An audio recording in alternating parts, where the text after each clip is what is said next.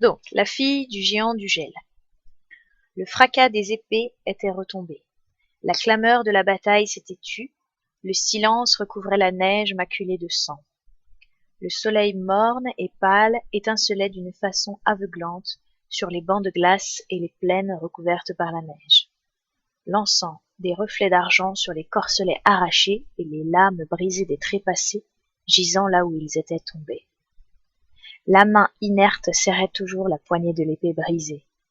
Des têtes casquées, rejetées en arrière et figées dans la mort, dressaient des barbes rousses et des barbes blondes vers le ciel, comme pour crier une dernière invocation à Ymir, le géant du gel, dieu d'une race guerrière. Au milieu de la neige rougie par le sang et des formes bardées de fer, deux silhouettes regardaient l'une vers l'autre. Elles seules bougeaient au sein de cette désolation extrême. Au-dessus de leur tête, le ciel glacé. Au-dessous d'elles, le sein de cette blanche plaine à perte de vue, et les morts gisant à leurs pieds.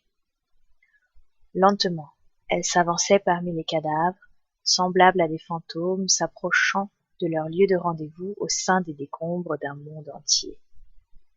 Dans ce silence profond, elles se faisaient face. Les deux hommes étaient de grande taille, bâtis comme des tigres. Ils avaient perdu leurs boucliers, leurs corselets étaient bosselés et déchirés. Du sang séché maculait leurs cuirasses. Leurs épées étaient tachées d'écarlate. Leurs casques à cornes portaient la trace de coups féroces. L'un d'eux était imberbe et ses cheveux étaient noirs. La chevelure et la barbe de l'autre étaient aussi rouges que le sang sur la neige ensoleillée. « Guerrier, déclara ce dernier, dis-moi ton nom afin que mes frères de Vanaheim sachent quel fut le dernier homme de la bande de Wulfir à tomber sous l'épée de Heimdall. » Ce n'est pas en Vanaheim, gronda le guerrier aux cheveux noirs, mais au Valhalla que tu diras à tes frères que tu as croisé le chemin de Conan de Cimmérie. Heimdall poussa un rugissement et bondit. Son épée étincela comme elle décrivait un arc de cercle mortel. La lame s'écrasa en chantant sur le casque de Conan et vola en éclats au milieu d'étincelles bleutées. Conan vacilla. Devant ses yeux flottèrent des brumes rouges. Pourtant, comme il titubait, il porta une botte de toute la force de ses puissantes épaules. La pointe acérée arracha les mailles de cuivre et s'enfonça, brisant les os, traversant le cœur. Le guerrier aux cheveux roux mourut aux pieds de Conan. Le Cimmérien se tenait debout, son épée abaissée vers le sol, envahi d'une lassitude soudaine et d'un profond dégoût. L'éclat du soleil sur la neige blessait ses yeux tel un couteau aiguisé, et le ciel parut se retirer, devenant étrangement lointain et différent. Il se détourna de l'étendue piétinée où des guerriers à la barbe blonde gisaient près des tueurs aux cheveux roux, unis dans la mort. Il ne fit que quelques pas, et soudain, la lueur ardente des pentes neigeuses fut occultée. Une vague de ténèbres l'engloutit et il tomba dans la neige, ne se tenant que sur un bras bardé de fer, secouant la tête pour chasser l'obscurité de ses yeux, comme un lion agiterait sa crinière. Un rire cristallin parvint aux oreilles de Conan, transperçant son vertige. Sa vue redevint lentement normale. Il leva les yeux. Le paysage autour de lui semblait curieusement transformé. Une étrangeté qu'il ne parvenait pas à situer ou à définir. Une teinte inconnue du ciel et de la terre. Mais il n'y songea pas longtemps. Devant lui, ondoyant comme un arbrisseau sous le vent, se tenait une femme. Pour ses yeux éblouis, le corps de l'inconnu semblait d'ivoire, à l'exception d'un léger voile tissé des fils les plus fins. Elle était aussi nue qu'au premier jour. Ses pieds délicats étaient plus blancs que la neige qu'il foulait avec dédain. Elle riait en regardant le guerrier déconcerté. Son rire était plus mélodieux que le doux clapotis de fontaines argentées, et cependant empreint d'une cruelle moquerie. « Qui es-tu » demanda le Cimmérien. « D'où viens-tu » ? « Quelle importance ?» Sa voix était plus musicale qu'une harpe aux cordes d'argent, mais exprimait aussi une certaine cruauté. « Appelle tes hommes, dit-il en agrippant son épée. Bien que mes forces me fassent défaut, ils ne me prendront pas vivant. Je vois que tu es une Vanir. Ai-je dit cela ? Le regard de Conan se posa à nouveau sur ses cheveux décoiffés, qu'il avait cru tout d'abord être roux. Il voyait à présent qu'ils n'étaient ni roux ni blonds, mais d'un éclatant mélange des deux couleurs. Il la contemplait, fasciné. Sa chevelure semblait d'un or de fée. Le soleil se reflétait sur ses tresses avec une violence telle que Conan en avait du mal à les regarder. Ses yeux d'eux-mêmes n'étaient ni tout à fait bleus, ni tout à fait gris. Leur couleur était changeante, pleine de lueurs dansantes et de nuances qu'il aurait été incapable de définir. Ses lèvres rouges et pleines souriaient. De ses pieds menus à la couronne aveuglante de la chevelure tombant en cascade, son corps d'ivoire était aussi parfait que le songe d'un dieu. Le sang de Conan martelait ses tempes. « Il m'est impossible de décider, répondit-il, si tu es de Vanaheim et donc mon ennemi, ou bien d'Asgard et donc mon allié. J'ai beaucoup voyagé, mais je n'ai jamais contemplé une femme telle que toi. Tes mèches m'aveuglent par leur éclat, jamais je n'ai vu une pareille chevelure, pas même parmi les plus belles filles d'Aesir, par Ymir. »« Qui es-tu pour jurer par Ymir ?» se moqua-t-elle. « Que sais-tu des dieux de la glace et de la neige, toi qui es venu du sud pour courir l'aventure avec des étrangers ?»« Par les sombres dieux de ma race !» s'écria-t-il avec colère. « Bien que je ne fasse pas partie des Aesir aux cheveux blonds, aucun d'entre eux n'a combattu comme moi. J'ai vu tomber 80 hommes en ce jour, et je suis le seul survivant de ce camp de bataille où les pillards de Wulfir ont affronté les loups de Bragi. Dis-moi, femme, as-tu vu la lueur des cuirasses sur les plaines enneigées ou aperçu des hommes en armes venant dans cette direction ?»« J'ai vu la gelée blanche étinceler au soleil, répondit-elle. J'ai entendu le vent murmurer parmi les neiges éternelles. » Il secoua la tête en soupirant. Niord aurait dû nous rejoindre avant que la bataille ne commence.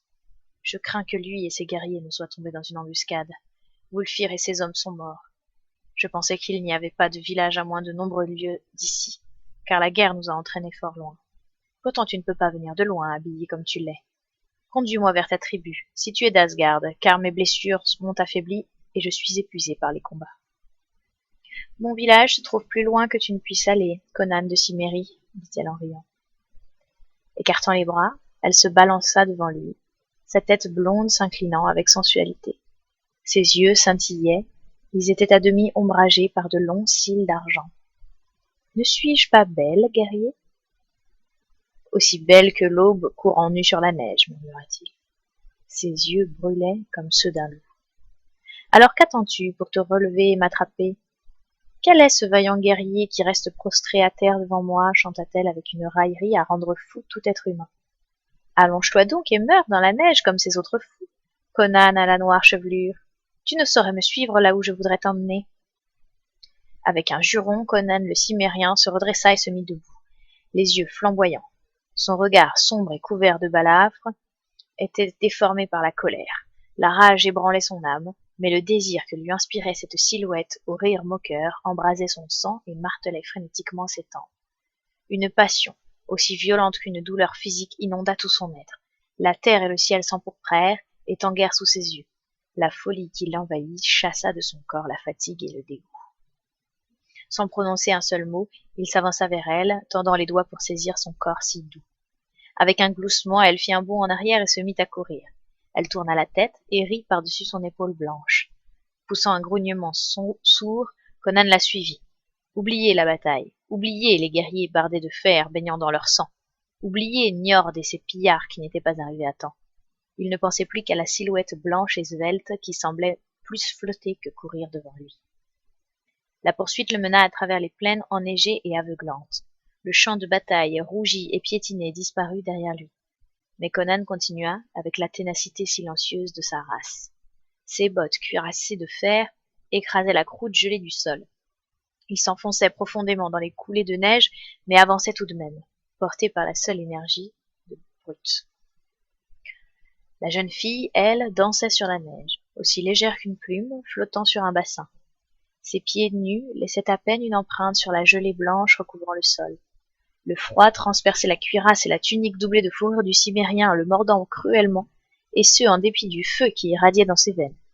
La jeune fille, dans son voile arachnéen, courait aussi légèrement et aussi joyeusement que si elle dansait parmi les palmiers. Elle courait, encore et toujours, et Conan la suivait. De noires imprécations sortaient des lèvres desséchées du cimérien. Les grosses veines de ses tempes étaient gonflées et battaient. Il grinçait des dents avec fureur. « Tu ne m'échapperas pas, rugit-il. Conduis-moi vers un traquenard et je déposerai à tes pieds les têtes tranchées des hommes de ta tribu. Cache-toi et je fondrai en deux les montagnes pour te retrouver. Je te suivrai jusqu'en enfer. » Les lèvres du barbare se couvrirent d'écume, comme le rire ensorceleur de la jeune fille flottait jusqu'à lui. Elle l'emmenait de plus en plus loin, vers des régions désolées. Le paysage se transforma. Les vastes plaines furent remplacées par des collines basses qui se succédaient et s'élevaient en un alignement irrégulier. Loin vers le nord, il entrevit des montagnes titanesques, bleues dans la distance ou rendues blanches par les neiges éternelles. Au-dessus d'elles apparurent les faisceaux éclatants de l'aurore boréale. Des lames gelées de lumière froide et ardente aux couleurs changeantes et qui envahirent le ciel en dessinant un éventail toujours plus large et lumineux. Au-dessus de lui, les cieux flamboyaient et crépitaient, emplis de lueurs et d'éclairs insolites. La neige brillait étrangement, tantôt d'un bleu gelé, tantôt d'un écarlate glacé, et parfois d'un argent froid. Conan courait toujours à travers ce royaume enchanté au chatoiement glacé. Il s'enfonçait avec obstination dans un labyrinthe de cristal où la seule réalité était le corps blanc qui dansait sur la neige étincelante, hors d'atteinte. Toujours hors d'atteinte. Il ne se préoccupa pas un instant de la bizarrerie de tous ces phénomènes, même lorsque deux silhouettes gigantesques se dressèrent devant lui pour lui barrer la route. La gelée blanche faisait briller leurs cottes de mailles, leurs casques et leurs haches étaient recouvertes de givre. Les boucles de leurs cheveux étaient saupoudrées de neige, et dans leurs barbes étaient prises des aiguilles de glace. Leurs yeux étaient aussi froids que les lumières qui tourbillonnaient au-dessus de leurs têtes. « Frère, s'écria la jeune fille, dansant entre eux, regardez qui vient après moi. Je vous ai amené un homme pour que vous le tuiez. Prenez son cœur, nous le déposerons encore fumant sur la table de notre père. » Les géants répondirent par un grondement sourd, tels les icebergs heurtant la banquise glacée. Ils levèrent leurs haches, luisant sous la clarté stellaire, tandis que le cimérien, devenu fou furieux, se jetait sur eux. Une lame couverte de givre brilla devant ses yeux, l'aveuglant de son éclat. Il riposta par un coup qui trancha la jambe de son adversaire à hauteur de la cuisse. La victime tomba avec un grognement. Au même instant, Conan fut précipité dans la neige, son épaule gauche paralysée par le coup de hache que venait de lui porter le second ennemi. La cuirasse du cimérien avait dévié le coup, lui sauvant la vie. Conan vit le géant se dresser au-dessus de lui tel un colosse sculpté dans la glace, se profilant sur le ciel glacé et brillant. La hache s'abattit, traversa la neige et s'enfonça profondément dans la terre gelée, alors que Conan se jetait de côté et se relevait d'un bond. Le géant poussa un rugissement et dégagea sa hache d'un mouvement brutal. Au même instant, l'épée de Conan s'abattit en chantant. Les genoux du géant fléchirent et il s'affaissa lentement dans la neige, qui prit la teinte du sang qui jaillissait abondamment de son cou à demi tranché. Conan fit volte-face et aperçut la jeune fille qui se tenait non loin de là, le regardant fixement avec des yeux dilatés par l'horreur, toute expression moqueuse ayant disparu de son visage. Il poussa un cri féroce et des gouttes de sang volèrent de son épée comme sa main tremblait sous la violence de la passion. « Appelle tes autres frères, s'écria-t-il, je donnerai leur cœur au loup, tu ne peux m'échapper. » Avec un cri d'épouvante, elle fit demi-tour et s'enfuit rapidement. À présent, elle ne riait plus. Elle ne se moquait plus de lui par-dessus sa blanche épaule. Elle courait comme si sa vie était en jeu. Le cimérien mit à contribution le moindre de ses nerfs et de ses muscles, et bientôt ses tempes semblaient sur le point d'éclater. La neige tangua, rouge devant lui, pourtant elle se maintenait hors de sa portée. Elle s'éloignait même de lui, disparaissant parmi les feux magiques qui flamboyaient dans le ciel. Elle ne forma plus qu'une silhouette à peine plus grande qu'un enfant, puis une flamme blanche dansant sur la neige, enfin une vague tache dans le lointain. Conan serra les dents, au point que le sang coula de ses gencives et continua de courir avec peine. Il vit la tache grandir et se transformer en une flamme blanche dansant sur la neige. La flamme devint une silhouette aussi grande qu'un enfant, et désormais elle courait à moins d'une centaine de pas devant lui. Lentement, foulée après foulée, l'écart entre eux s'amenuisait. Elle courait avec effort à présent, ses cheveux blonds flottaient sur ses épaules, il entendait son souffle rapide et haletant. Il aperçut la lueur terrifiée au fond de ses yeux, comme elle regardait rapidement derrière elle. La farouche endurance du barbare était enfin récompensée. Les jambes de la jeune fille, d'une blancheur éclatante, perdirent de leur agilité. Sa course devint incertaine. Dans l'âme indomptée de Conan s'embrasèrent les feux de l'enfer qu'elle avait su si bien allumer. Avec un rugissement inhumain, il la rejoignit au moment où elle se retournait avec un cri d'horreur et tendit ses bras pour le repousser.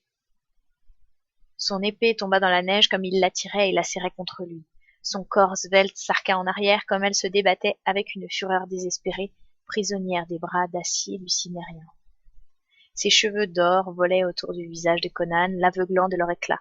Le contact de son corps svelte se tordant entre ses bras bardés de fer fit naître en lui une folie encore plus aveugle. Ses doigts puissants s'enfoncèrent profondément dans la peau délicate de la jeune femme, une peau aussi froide que la glace. Il eut l'impression d'étreindre non une femme de chair et de sang, mais un être de glace ardente. Elle rejeta sa tête de côté pour éviter les baisers impétueux qui meurtrissaient ses lèvres rouges. « Tu es aussi froide que la neige, murmura-t-il dans un éblouissement. Mais je vais te réchauffer avec le feu qui court dans mes veines. » Avec un cri, dans un ultime mouvement de révolte, elle se dégagea de l'étreinte de Conan, laissant entre les doigts du barbare son unique vêtement au fin fil de lin. Elle s'écarta d'un bond et lui fit face, ses cheveux blonds en désordre. Ses seins d'albâtre se soulevèrent rapidement, ses yeux magnifiques s'écarquillaient de terreur. Un instant, il resta figé sur place, saisi d'une crainte respectueuse devant sa redoutable beauté, comme elle se tenait ainsi, nue sur la neige. À cet instant, elle lança les bras vers les lumières qui embrasaient les cieux au-dessus d'elle et cria d'une voix qui résonnerait à jamais dans les oreilles de Conan. « Ymir, ô mon père, sauve-moi » Conan s'élançait en avant, tendant les bras pour la saisir lorsque, dans un formidable craquement évoquant un glacier se disloquant, le ciel tout entier se transforma en un brasier de glace. Le corps d'ivoire de la jeune fille fut soudain baigné d'une flamme bleue et froide, si aveuglante que le Cimmérien porta vivement les mains à ses yeux pour les protéger de la lueur intolérable. Durant un fugitif instant, le ciel et les montagnes, enneigées, furent enveloppés de flammes blanches et crépitantes, traversées de dards bleutés de lumière glacée et de feux écarlates gelés. Conan tituba alors et poussa un cri. La jeune fille avait disparu. La neige étincelante était nue et désolée. Tout là-haut, au-dessus de sa tête, les feux magiques virevoltaient dans un ciel froid devenu fou. Dans les lointaines montagnes bleutées retentit un grondement de tonnerre, comme aurait pu en produire un gigantesque char de guerre tiré par de fantastiques coursiers dont les sabots frénétiques auraient fait jaillir des éclairs de neige se répercutant dans les cieux. L'aurore boréale, les cimes recouvertes par la neige et les cieux flamboyants se mirent à tourner follement sous les yeux de Conan. Des milliers de boules de feu explosèrent, produisant une averse d'étincelles. Le ciel lui-même devint d'une roue titanesque qui déversait une pluie d'étoiles en tournoyant. Sous les pieds du Cimmérien, les pentes enneigées se soulevèrent telles une gigantesque lame de fond, et il s'effondra sur la neige, inerte. Au sein d'un univers froid et sombre dont le soleil s'était éteint depuis des éons, Conan perçut le mouvement d'une vie autre et insoupçonnée.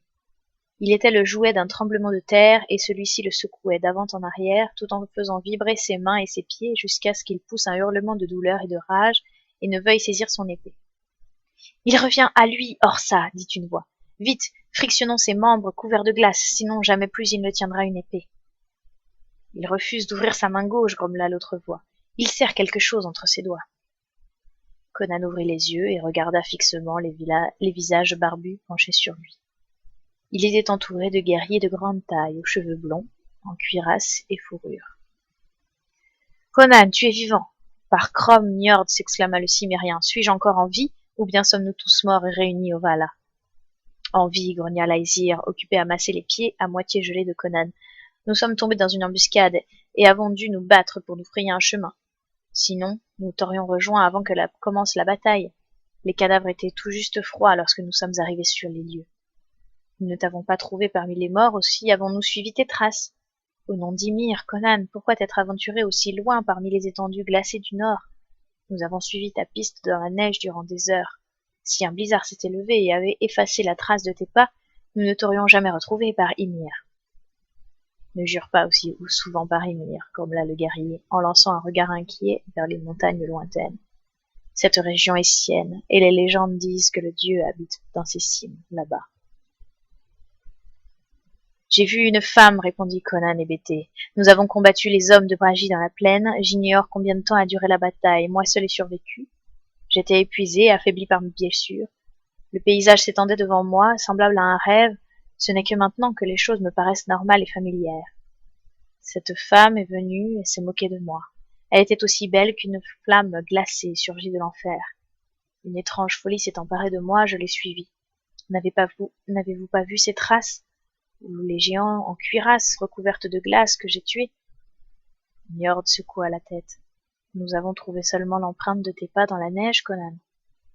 Alors j'ai certainement perdu la raison, fit le Cimmérien pris de vertige. Cependant, vous n'êtes guère plus réel à mes yeux que ne l'était cette fille aux cheveux blonds, tandis qu'elle fuyait devant moi, courant nue à travers les étendues neigeuses. Pourtant, alors que je la tenais entre mes mains, elle a disparu, se changeant en une flamme glacée. Délire, chuchota un guerrier. Pas du tout, s'écria un autre, beaucoup plus âgé, dont les yeux brillaient d'une lueur étrange et sauvage. C'était Athalie, la fille d'Ymir, le géant du gel. Elle apparaît sur les champs de bataille, se montre aux moribonds. Moi-même, je l'ai vue alors que j'étais encore un jeune garçon. Je gisais à moitié mort sur le sanglant champ de bataille de Volraven. Je l'ai regardé s'avancer dans la neige parmi les morts. Son corps nu brillait comme de l'ivoire et ses cheveux dorés lançaient des reflets insoutenables sous la clarté lunaire. Je gisais à terre et j'ai hurlé comme un chien à l'agonie parce que je ne pouvais pas me traîner pour la suivre. Elle a séduit les guerriers blessés et les entraînés vers les déserts glacés, les conduisant à ses frères les géants du gel, qui déposeront leur cœur rouge encore fumant sur la table d'Ymir. Le Cimmérien a vu Athalie, la fille du géant du gel. Bah, grogna Horsa. La raison du vieux Gorn a été affectée dans sa jeunesse par un coup d'épée à la tête. Conan a déliré, pris par la fureur de la bataille. Regardez comme son casque est bosselé. N'importe quel choc aurait pu ébranler son esprit. C'est une hallucination qui l'a poursuivi dans les montagnes désolées. Il vient du sud, que sait-il d'Athalie? Tu dis vrai, peut-être, murmura Conan. Tout ceci était tellement étrange et irréel. Par Crom. Il se tut brusquement en apercevant ce qui dépassait toujours de son poing gauche refermé. Les autres contemplèrent en silence, bouche bée, le voile qu'il levait vers eux. Un voile diaphane de lin, dont jamais les fils n'avaient été tissés par une main humaine. Fin. Et je vous propose de commencer, vu qu'il reste une demi-heure, de commencer une des nouvelles qui est particulièrement longue. Comme ça, on la finira mardi prochain. Voilà ma proposition.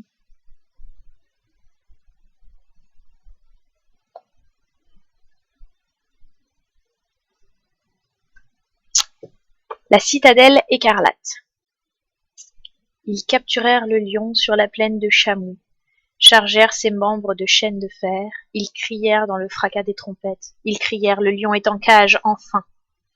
Malheur aux cités du fleuve et de la plaine si jamais le lion devait rôder à nouveau. Vieille ballade. Le fracas de la bataille s'était assourdi. Les cris de victoire se mêlaient aux râles d'agonie. Tels des feuilles multicolores après un orage d'automne, les cadavres des vaincus recouvraient la plaine. Le soleil qui s'enfonçait à l'horizon faisait rougeoyer les casques polis, les mailles incrustées d'or, les plaques d'argent des cuirasses, les épées brisées et les plis des lourds étendards de soie royaux pris dans les mares écarlates et figées. Les destriers et leurs cavaliers cuirassés gisaient en amoncellement silencieux, crinières et plumes ondoyant faiblement dans cette marée rouge. Autour d'eux et parmi eux, comme charriés par la tempête, gisaient les corps déchiquetés et piétinés des archers, des piquiers, avec leurs casques d'acier et leurs justes corps de cuir. La plaine résonnait du son triomphal des olifants, et les sabots des vainqueurs s'enfonçaient dans les torses des vaincus. Leurs lignes luisantes et irrégulières convergeaient, tels les rayons d'une roue étincelante, vers l'endroit où le dernier survivant s'obstinait à livrer un combat inégal. Ce jour, Conan, roi d'Aquilonie, avait vu la fleur de sa chevalerie se faire tailler en pièces, enfoncer, briser et finalement anéantie.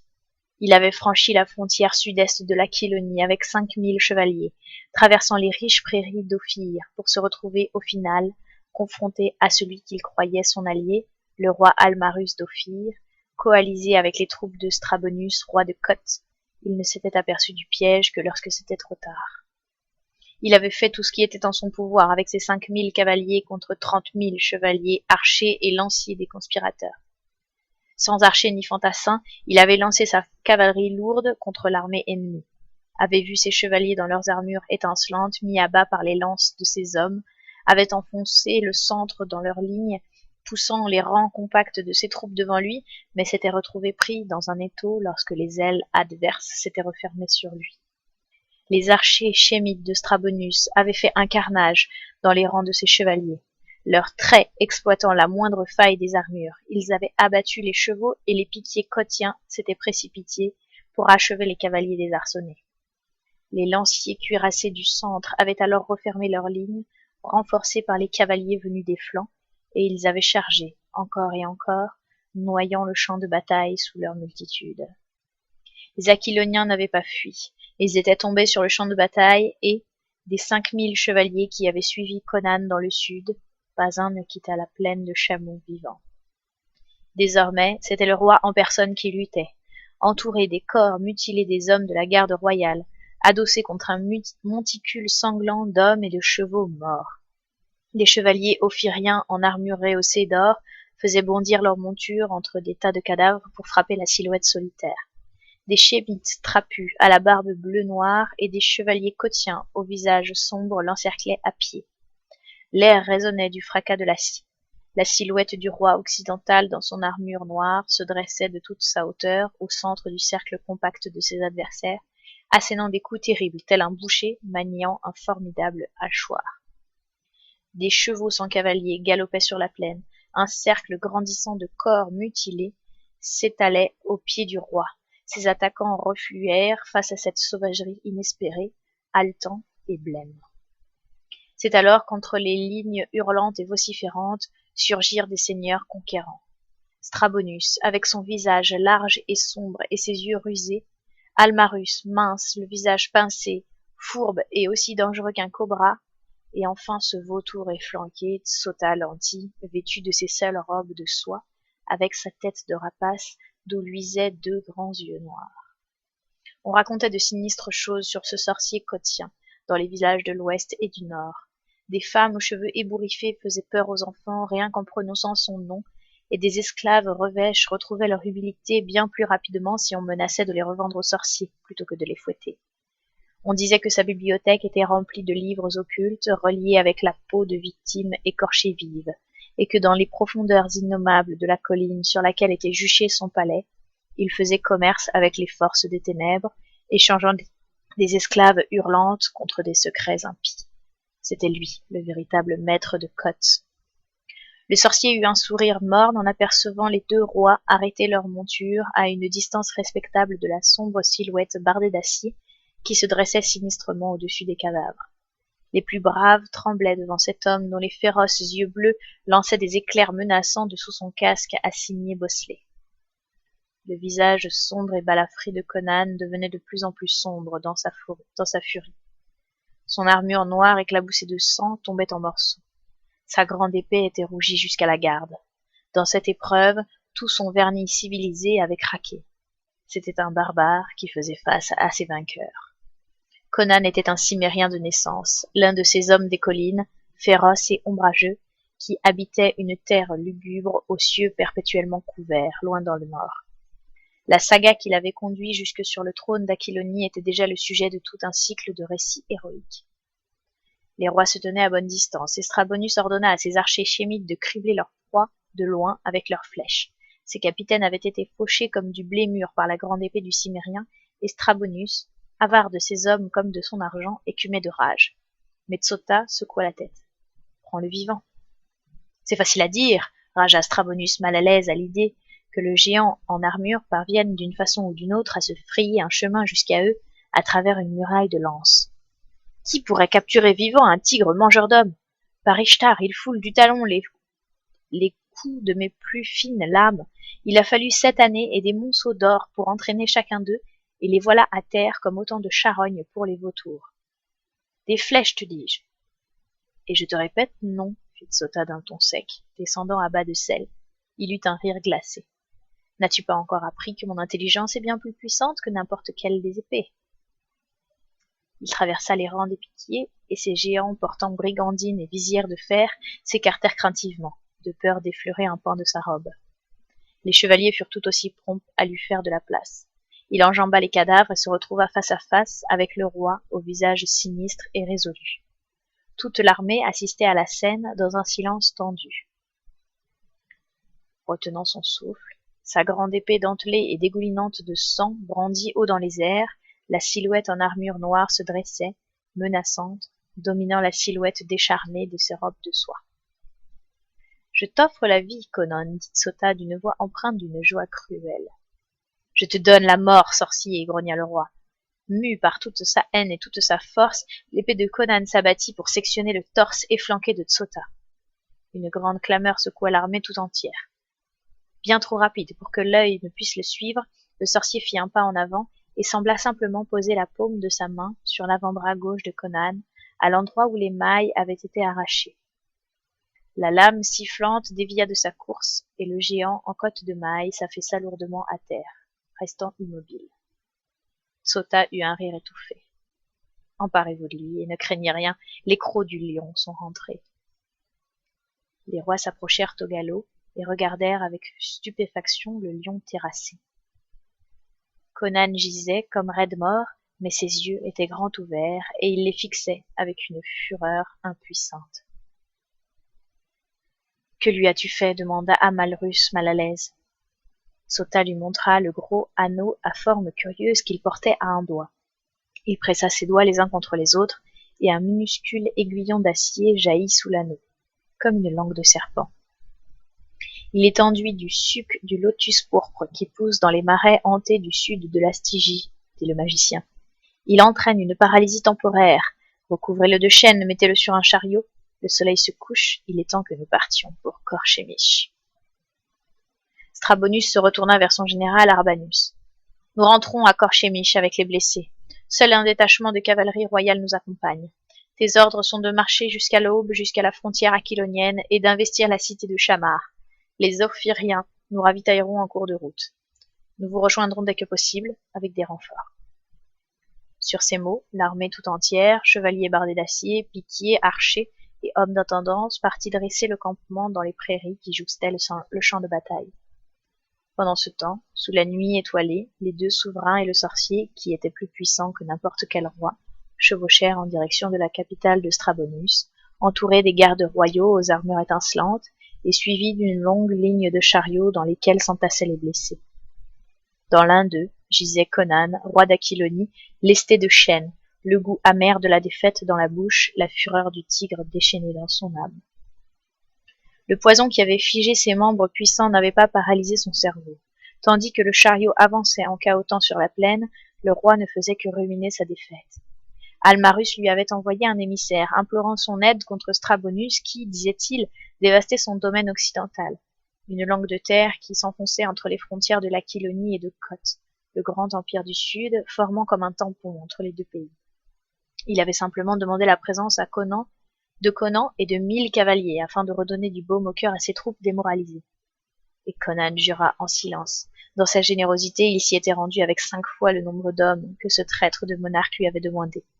En toute bonne foi, il avait pénétré en Ophir et s'était retrouvé confronté aux soi-disant rivaux, en fait ligués contre lui. Sa renommée était telle que ses ennemis avaient mobilisé une armée entière pour le piéger, lui laisser 5000 hommes. Une brume rouge obscurcit sa vision. Ses veines se gonflèrent de rage et ses tempes le martellèrent furieusement. De toute sa vie, il n'avait jamais ressenti une telle colère mêlée d'impuissance. En une succession rapide de tableaux, les événements glorieux de son existence défilèrent dans son esprit. Barbare vêtu de peau de bête, guerrier mercenaire en cotte de mailles et casque à cornes, corsaire à bord d'une galère à la proue ornée d'un serpent, laissant derrière elle un sillage de sang et de rapines le long des côtes du sud, chef armé en armure sur son étalon noir, roi sur son trône d'or, sous la bannière frappée d'un lion doré, entouré d'une multitude de gens de cour, aux habits multicolores et de gentes dames agenouillées. Mais les cahots et les grincements du chariot le ramenaient sans cesse à la trahison d'Almarus et à la sorcellerie de Tsota. Le sang battait à ses tempes, et les plaintes des blessés lui parvenaient des autres chariots qui emplissaient son âme d'une satisfaction féroce. Ils franchirent la frontière ophirienne avant minuit, et à l'aube ils aperçurent les flèches étincelantes et teintées de rose de Corchémish à l'horizon sud-est. Une sinistre citadelle écarlate surplombait le tout, ressemblant de loin à une éclaboussure de sang vermeil sur le ciel azuré. C'était le château de Tsota. Une seule rue étroite, pavée de marbre, menait jusqu'à la forteresse. Bardée de lourds portails d'acier, elle faisait le tour de la colline qui surplombait la cité. Les flancs de cette colline étaient trop escarpés pour qu'on puisse y accéder par un autre chemin. Les remparts de la citadelle, on pouvait contempler les rues larges et pavées de la ville en contrebas, les mosquées et leurs minarets, les échoppes, les temples, les maisons et les marchés. On pouvait aussi apercevoir les palais royaux et leurs vastes jardins, protégés par de hautes murailles. Des cours d'eau artificiels et des fontaines argentées gazouillaient entre les nombreux arbres fruitiers et les bosquets de fleurs. La citadelle surplombait tout ce décor, tel un condor planant au-dessus de sa proie, plongée dans les méditations dont elle seule avait le secret. Les puissantes portes de la place forte, situées entre deux tours massives du mur extérieur, s'ouvrirent avec fracas, et le roi pénétra dans sa capitale, entouré des rangées étincelantes de ses lanciers, tandis que 50 trompettes saluaient son retour. Mais nulle foule ne se pressait pour venir répandre des pétales de rose sous ses sabots. Strabonius avait avancé à une marche forcée, devançant la nouvelle de la victoire. Les gens commençaient tout juste à vaquer à leurs occupations, et ils restèrent bouche bée en apercevant leur roi de retour, accompagné de quelques hommes seulement, se demandant s'il revenait en vainqueur ou en vaincu. Conan, qui commençait tout juste à pouvoir de nouveau se mouvoir, releva la tête et tendit le cou pour apercevoir les merveilles de cette ville que l'on surnommait la Reine du Sud. Il avait caressé l'espoir de franchir un jour ces grandes portes de bronze à la tête d'un escadron de chevaliers, à la grande bannière frappée du lion doré flottant au-dessus de lui. Et voilà qu'il y pénétrait enchaîné, dépouillé de son armure, gisant au fond d'un chariot comme un esclave. Sa rage fit place à une raillerie sarcastique, mais pour les soldats nerveux qui conduisaient son chariot, ce rire ressemblait davantage au grognement d'un lion qui s'éveille. Trompeuse apparence d'un mensonge éculé, fable du droit divin. Vous avez hérité vos couronnes, mais j'ai acheté la mienne au prix du sang. Ce trône que j'ai acquis par la sueur et le sang, je ne le céderai pas, par Chrome, en échange de vallées remplies d'or ou la menace des galeries de l'enfer. La route des rois. À l'intérieur de la citadelle, dans une salle au dôme de geais ciselé, aux portes voûtées et incrustées de joyaux sombres et étranges, se tenait une bien étrange réunion. Conan d'Aquilonie, les membres maculés de sang séché, faisait face au vainqueur. De chaque côté de lui, des dizaines de géants noirs s'appuyaient sur les manches de leurs hallebardes.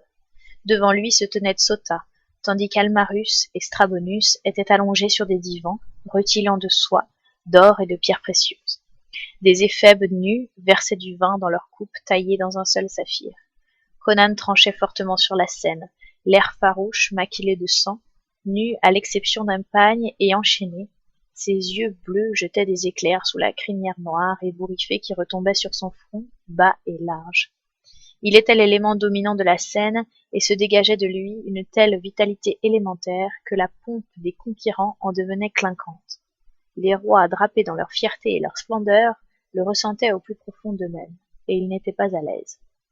Seul Tsota n'était pas perturbé.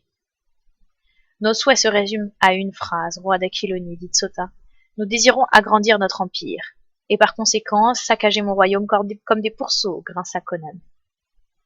Pour qui te prends-tu? Tu n'es qu'un aventurier qui s'est emparé d'une couronne à laquelle il n'avait pas plus de droit que n'importe quel autre barbare errant, rétorqua Almarus.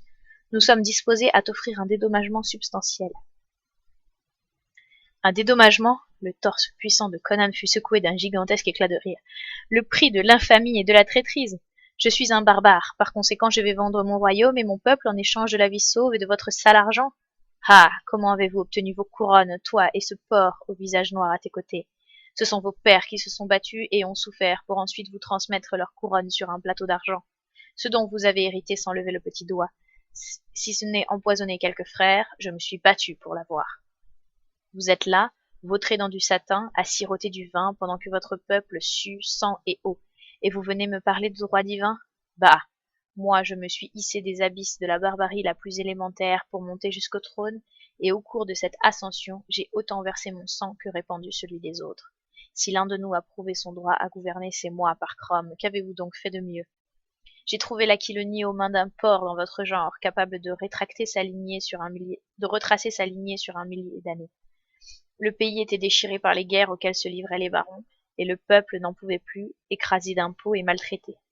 Aujourd'hui, pas un noble d'Aquilonie n'oserait menacer le plus humble de mes sujets, et les impôts y sont plus légers que partout ailleurs dans le monde. Pouvez-vous en dire autant? Almarus, ton frère tient les rênes de toute la patrie et tient les rênes de toute la partie est de ton royaume et te défie. Et toi, Strabonus, tes soldats sont en ce moment même en train d'assiéger les châteaux d'au moins une dizaine de barons rebelles.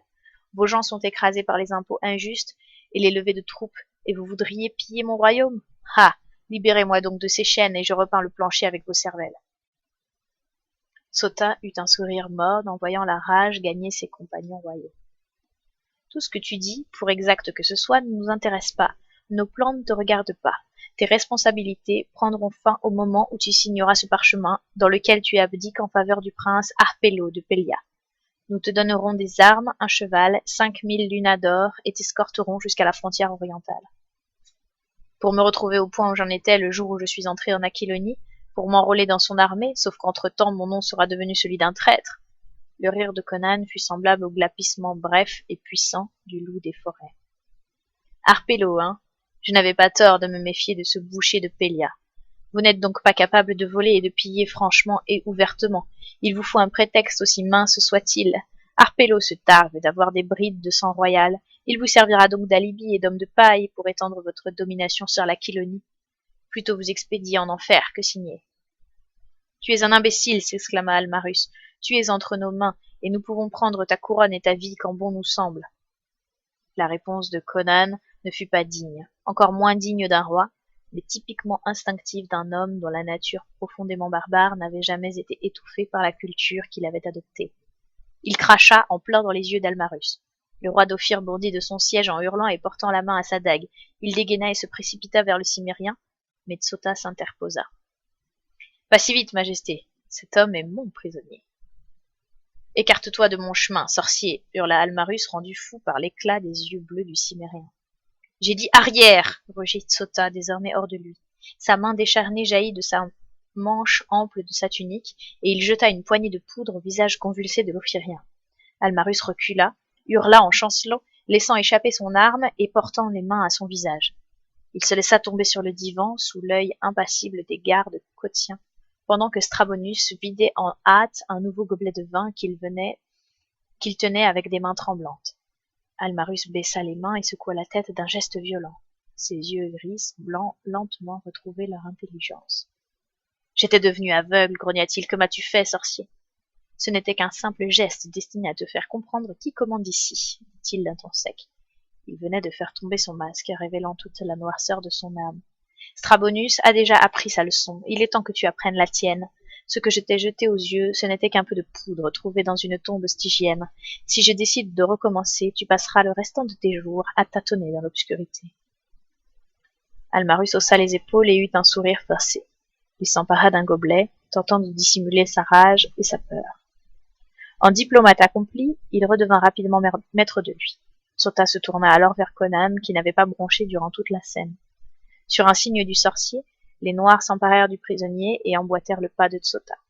Celui-ci les conduisit hors de la grande pièce, passant sous une porte voûtée pour parvenir à un grand couloir sinueux dont le sol était recouvert de mosaïques multicolores et les murs ornés de fils d'or et d'argent. Des encensoirs dorés suspendus aux voûtes ciselées laissaient échapper des volutes aux senteurs délicatement parfumées. Ils bifurquèrent dans un couloir plus petit, sinistre et inquiétant, aux parois de jaïs et de jade noire, parvinrent devant une porte de cuivre surmontée d'une arche sur laquelle reposait un crâne humain qui grimaçait sinistrement. Un homme se tenait en cet endroit, gras et repoussant, agitant un trousseau de clés. C'était Shukeli, le chef des eunuques de Tsota. Des bruits effrayants couraient sur le compte de cet homme dont le goût bestial de la torture l'emportait sur toute autre passion humaine. La porte de cuivre s'ouvrit sur un escalier étroit qui semblait s'enfoncer jusque dans les entrailles de la colline sur laquelle la citadelle avait été construite. Ils descendirent les marches et parvinrent enfin devant une porte de fer qui paraissait exagérément robuste. De toute évidence, cette porte n'amenait pas sur l'extérieur, et pourtant, elle donnait l'impression d'avoir été bâtie pour résister à des machines de siège. Shukeli l'ouvrit, et comme il refermait la porte derrière eux, Conan remarqua le malaise évident qui s'était emparé des Noirs qui l'escortaient. Shukeli lui-même ne semblait pas très à son aise, tandis qu'il scrutait les ténèbres devant eux.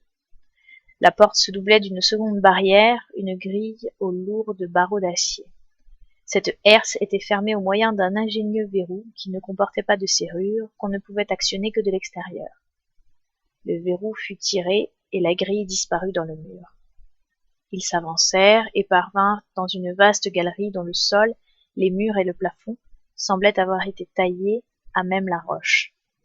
Conan comprit qu'il était très loin sous terre, plus bas encore que la colline. Les ténèbres avaient l'air de peser sur les torches des gardes comme si elles étaient vivantes. Ils attachèrent le roi à un anneau scellé dans la paroi. Ils déposèrent une torche dans une niche juste au-dessus de sa tête, et il se retrouva dans un demi-cercle de lumière ténue. Les Noirs avaient hâte de quitter les lieux, murmurant et jetant des regards apeurés dans l'obscurité.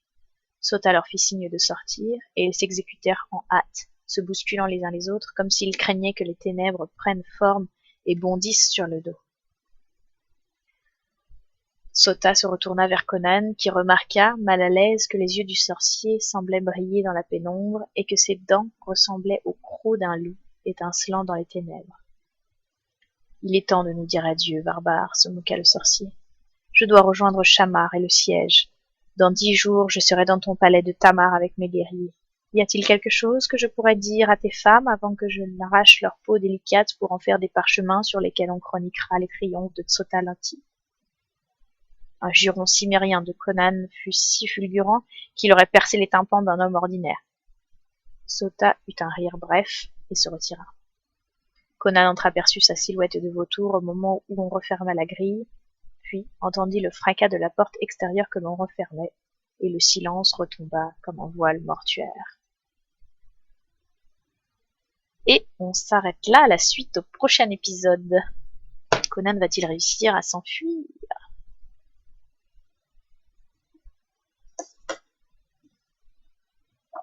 Donc la suite, mardi prochain, puisqu'on est jeudi. À moins que Groupe Pseudo soit dispo encore cette semaine.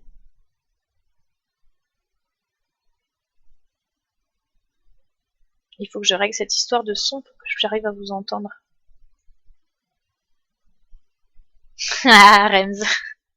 Bah si, il est 20h30 bientôt. Trop de suspense. Ah non, mais ça tombe à pic. Ça tombe à pic. On aura la suite comme ça au prochain épisode.